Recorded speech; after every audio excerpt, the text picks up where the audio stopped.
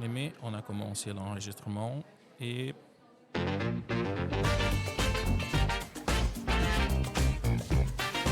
Welcome to the podcast Listen to Unlearn.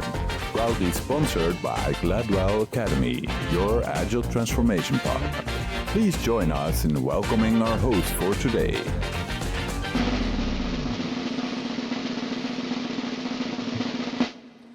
And ladies and gentlemen, welcome to this new episode session of the Listen to Unlearn podcast. The host for today is me, Eduardo Alvim, Uncle Eduardo, as people used to call me.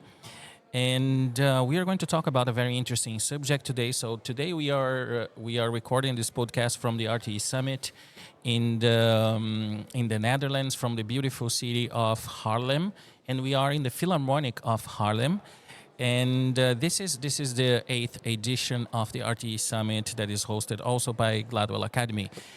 And speaking about it, I'm very happy that today, as a guest star for our podcast, I have someone that is very experienced as an agile coach, has a lot of experience helping teams and organizations as well. But I'm not going to talk a lot about him because I'm going to let him introduce himself. So, Cyril, it's my pleasure to have you here with me for this podcast session. So Cyril is an agile coach in RTE, but he also holds a black belt in martial arts. Could you guess that? And that is an interesting thing because martial arts, agile, and we are going to talk about that as well. What is the relation between one and the other? How can we use these learnings? But I'm going to let him talk more about that. So Cyril, nice to have you here. Can you tell us and the audience a little bit about yourself? Thank you, Eduardo. It's very a pleasure to be here, first of all, because you teach me how to be an agile coach, an SPC, so thanks. So yes, my name is Cyril Gojous. I'm RTE and agile coach for Amadeus, a big company, working for the travel industry. And as well, I have my own company, which is called Scrum Master Dojo. So here's Scrum Master link. Dojo. Scrum Masters Dojo. Here's a link with my martial art practice because I'm a martial art practitioner. Okay, I'm a black belt in Taekwondo and Oshin Musul. It's a Korean martial arts. Why dojo? Why dojo? Because this is a physical safety place, a psychological safe place. That's why I've chosen this name. Okay, and when you are working as an agile coach or scrum master, you need to create this safe environment. Okay, where you feel comfortable to practice, to learn, fail, and then learn again and practice again. Okay, so between virtual and physical place. So this is my choice. That is absolutely great. Thank you very much. And again, I cannot stress how much of happy I am with having you here in this session. So, one of the things that you also told me just when we were just discussing before recording this session is how your proposal for this podcast session reached me. In fact, can you tell me the audience a little bit about that, please? Yeah, I was a bit surprised when I received an email. Wow, you have been selected to record a podcast at the RT Summit because I didn't register anywhere. So it's my dear friend and colleague Abraham who proposed this topic for me. So, Abram Yancey, yes, it's a great friend and a former colleague of ours at Gladwell as well, and Abram volunteered, if that is even a word, volunteered you for this podcast session, right? And I took this as a challenge. It's always good to accept challenge and to see how it goes. So I'm here with you, Eduardo. That's absolutely great. And talking about the challenge, so do you think that having this open mindset to change, to accept and to welcome challenge, it has to do with this idea of agile and also with your martial arts? How does that work for you? So if I understand the question, is how with my martial arts practice, I'm doing the link with my daily job to accept challenge and adapt Yes. as well.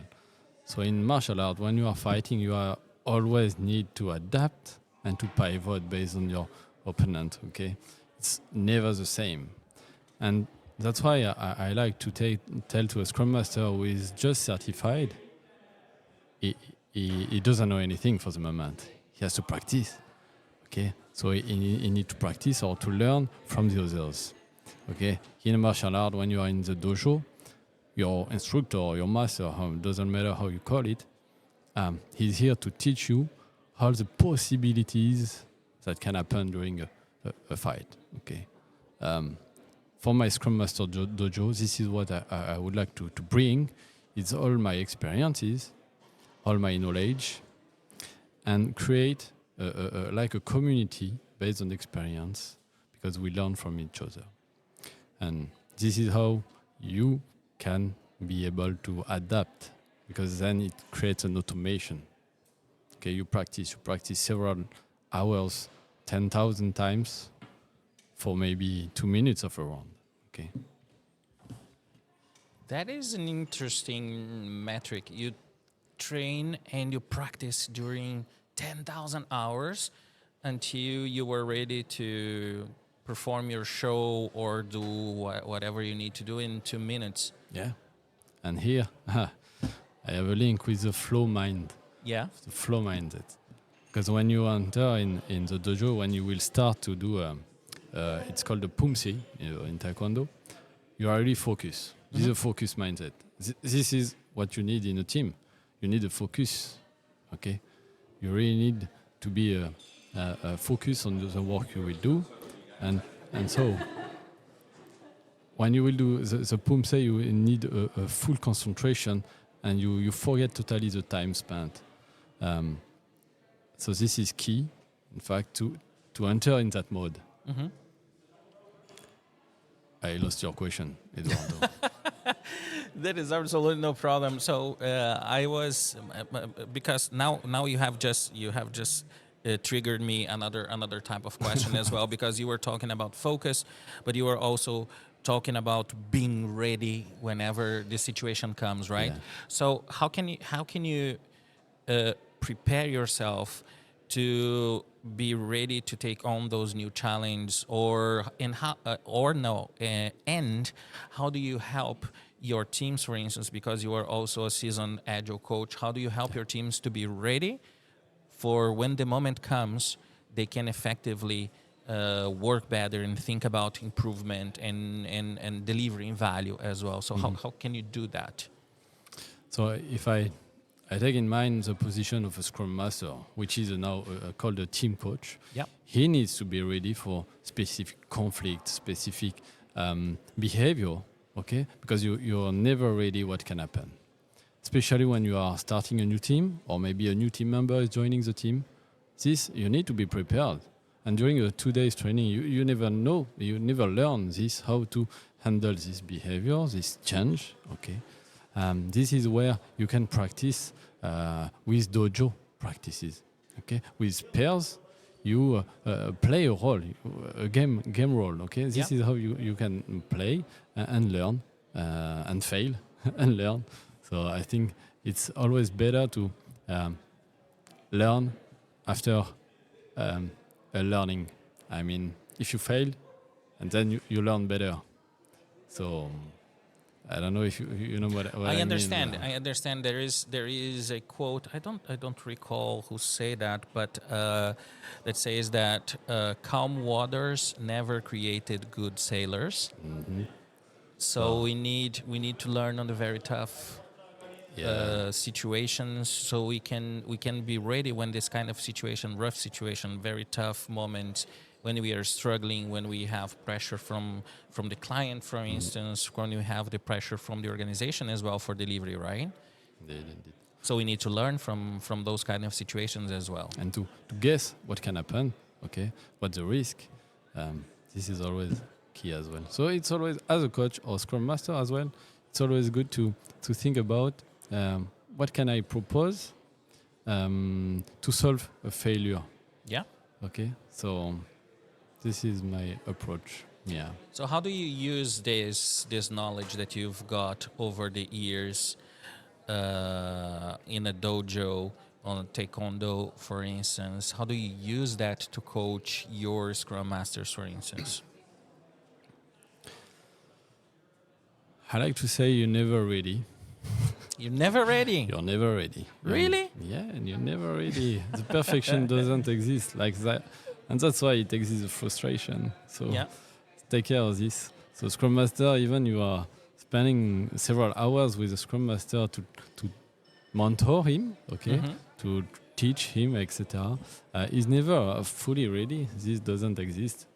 Of course, one day he will face to a challenge that never exists, never happened. And this is as well called in a specific book that I've just read. They call it the black sign. Okay. Black sign. Yeah. One day they found it. This black sign. Okay. Interesting. Yeah. So always think about this. You never know what can happen until it happens. So you were also saying that we have to deal with first, of course, with expectations that we have as Scrum Masters, as RTEs, as Agile coaches, because we always, and I'm speaking for myself, Sure. because I'm also a trainer and a consultant, and I coach teams and I consult companies as well. And I always want to be better. I always want to learn, and I don't want to wait for tomorrow or for next month or for the next year, for instance.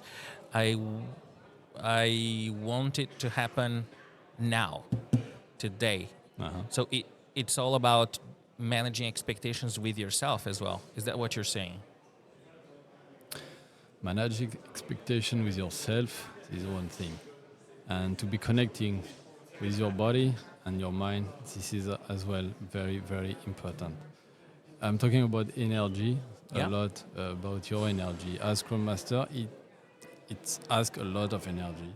As RT, it asks a lot of energy as well, because you are talking about human relationship. Okay, it's a complex world. So, if I try to follow your topic, one key is to be curious and to be open mind to learn from everyone, from anyone. This is key for me. As RT, you can learn from a team member, a scrum master, and even in the dojo, with if you are practicing a taekwondo or whatever, you can learn from a white belt. So this is being open-minded. So, yeah. That's cool. And if I had to ask you one thing, the one thing that you've learned, it can be during your times as a taekwondo practitioner, for instance, when you were looking for a brand new belt and passing from one belt to another belt, for instance, or even as your in your professional life as an agile coach, for instance. What is the one thing that you have learned and that you will never forget?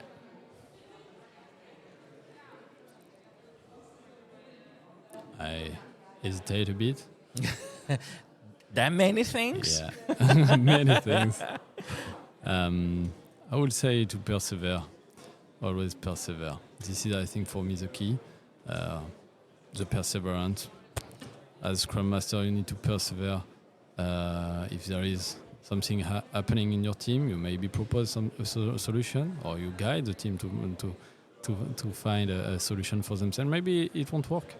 And so persevere, try another things. And this is how what just Joe this morning said, you are learning by building, okay, not just talking.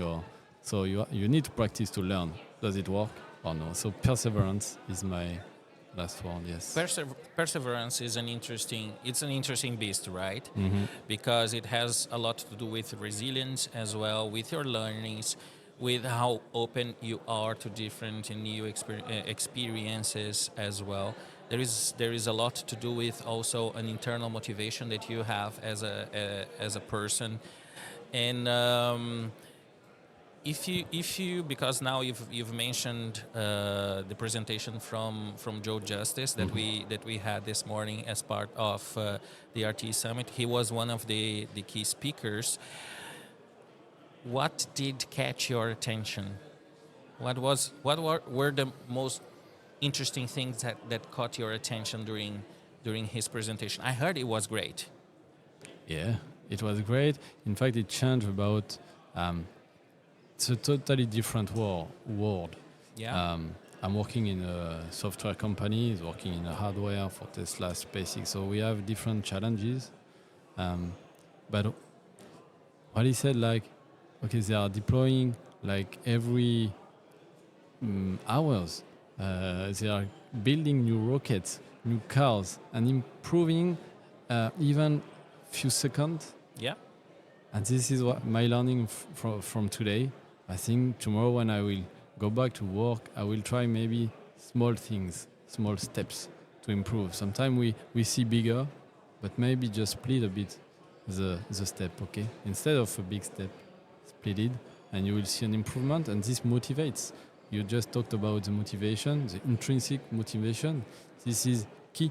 So when you see a success, and this is how you build trust as well in your team, is by creating success to deliver something. This is how you create the basic trust. This is part of the 5 dysfunction of a team. You need this trust. So for me, if you split a big amount of work in a few steps, but like this, the team will see a real benefit. So building the trust is very important. That you have, as you have just mentioned, for instance, it's part of the 5 dysfunctions of a team. As you have just mentioned, for instance, we see that lack of trust is by far one of the most important things. And I used to say that you have to trust the people that you work with as well, because otherwise it's going to be very difficult to create a professional relation, to understand that people will have your back whenever you are in a situation of need as well, and also just to put our minds together to think about and to figure it out a different solution or different way of work or something like that. So trust, I also believe it's basis of everything. And one of the things that I liked a lot about his presentation as well, and what you just mentioned, for instance, one of the ways that we have to build trust is effectively demonstrating what is it that we have done, and not being ashamed by that. Yes, we have. This is what we have done. This is what we have figured it out.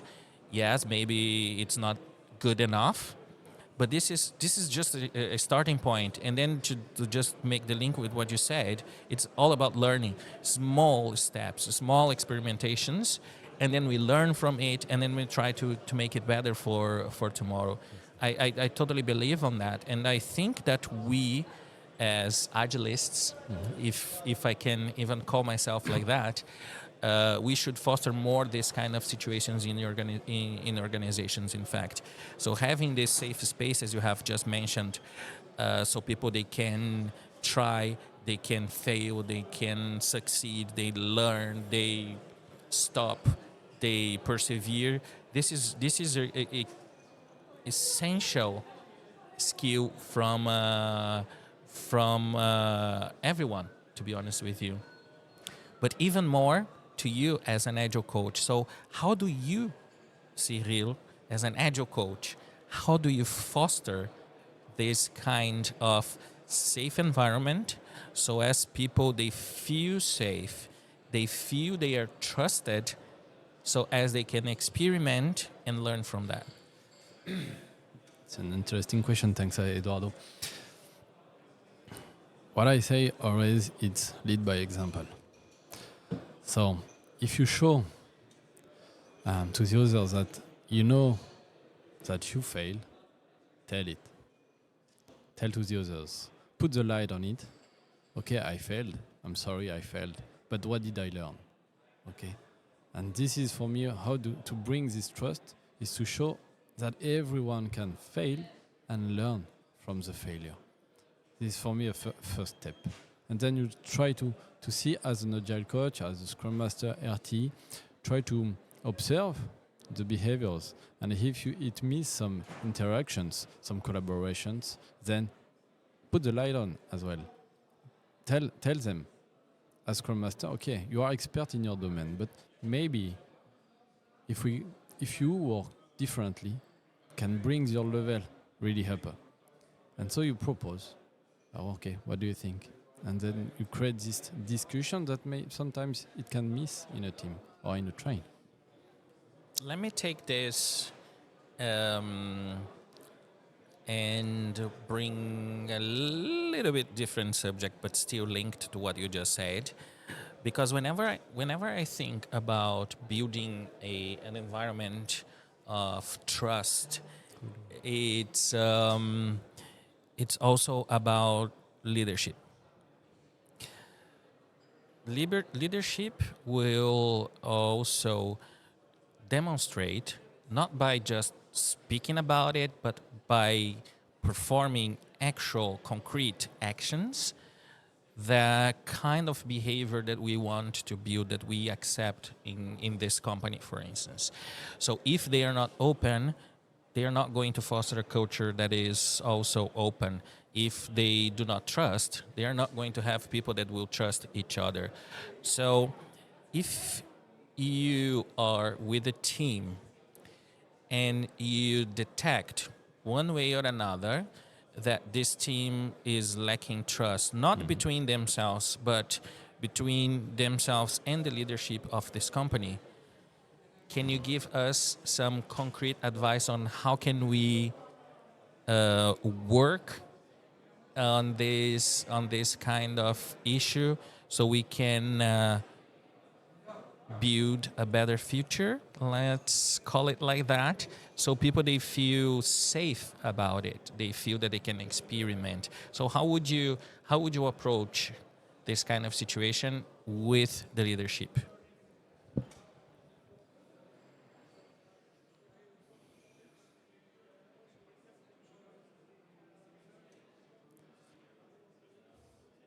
First of all, I think they need to be aware, the leadership team needs to be aware about this lack of trust and how to bring this connection.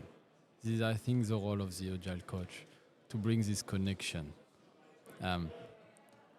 If tomorrow you are coaching a team where there is a lack of trust with a manager, for instance, because the trust in the team, you have the trust between the team members, as you just said, the trust with the scrum master, the trust with the PO and the manager. There is always a manager. And then the leadership team can be above. So as a agile coach, yes, observe and tell the reality. Okay? It's always hard to see a mirror. Okay? See you in a mirror. How are you leading your department or your teams? And when you get feedback, this is how you can make them grow. So transparency. That is an interesting thing you just said. Do you think, and I'm just going to move to a different thing now. It's a nice conversation, so lots of topics. I'm sorry. So do you think that one of the jobs that you have as an agile coach, and even as an RTE, because I mean the RTE is the coach for the train, for instance, is to tell the hard truth to management and to leadership? Yes, totally. As RTE, my role is to maybe create this bridge sometimes between the teams and the management, and really to create this transparency, cohesion, and create the future, as you said. Yep. That's cool. because sometimes I see agile coaches, RTEs, consultants, for instance, that they are afraid of telling the hard truth to leadership. And one thing that I tell them is that they cannot be afraid of that. They cannot be afraid of that because it doesn't help anyone if the agile coach, the RTE or the consultant doesn't tell the hard truth. We are there and we hold this hat. We wear this hat with the responsibility to help to improve the system and to help to improve the ways of the people they are working together and building value, all of them. So I tell them that they cannot be afraid of that. Yeah, I totally agree. And if you have this job as RT, it's because of your brain, of your mindset, and your ideas. So don't be shy. I like what's that. the risk? I like that. And I will keep that in mind. So RTEs and agile coaches cannot be shy. Is that what you're saying? Yes. Okay. So with that said, Cyril, thank you very much for your participation. I really enjoyed this conversation. It was great to have you here. Thanks for sharing your knowledge and expertise with me particularly, but also with the whole audience that we have in this podcast session. And don't hesitate to visit also for the audience, don't hesitate to visit Cyril's website on his that has a lot of tips and tricks about that. www.scrummastersdojo.com. Be sure to go there. Yeah, feel free to connect on LinkedIn. Connect on LinkedIn. He's So interested to he chat. would love to chat with all of you and teach you some more of these techniques that he learned all along the way, and that you can also apply in your life as an agile coach, as an RTE, or as a Scrum Master, or just a person, a human being, right? Yeah. So, Sihil, thank you very much. Thanks, It Eduardo. was a pleasure. And for the audience, thank you very much for listening this session of the podcast. I hope you liked it, and stay tuned for the next one. Thank you very much. Bye-bye. Bye.